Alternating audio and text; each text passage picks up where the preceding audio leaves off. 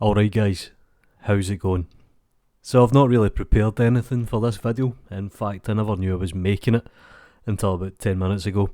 And I got a notification from a YouTube user saying there's now a community logo for the Blender community.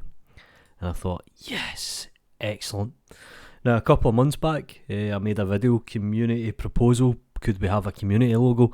Now I'm not saying I had anything to do with this, it was a kind of natural progression, to be honest. And the community did need a logo, and here it is here. Ta-da! Basically it says, if you create videos, tutorials, books or any content using Blender, show you're part of the community and use this logo. So hopefully people will quickly adapt to this, and it's pretty much the exact same as the real logo.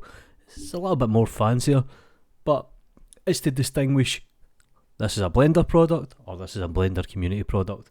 And I love it, and I think the reason I'm making this video is I like seeing a 3D company or any company pay attention to its user base and act on that. And trust me, there's a lot of 3D companies out there that kind of palm you off. So it's nice that Blender actually took the time, they made a community logo, and now everybody should use this logo. So thank you to the team, thank you for listening to the users. I know it's a kind of trivial thing in the grand scale of life, but cheers much. And that's it. Do me a favour guys, like the video, subscribe to the channel, follow me on Twitter, support me in Gumroad, you know what to do. Take care.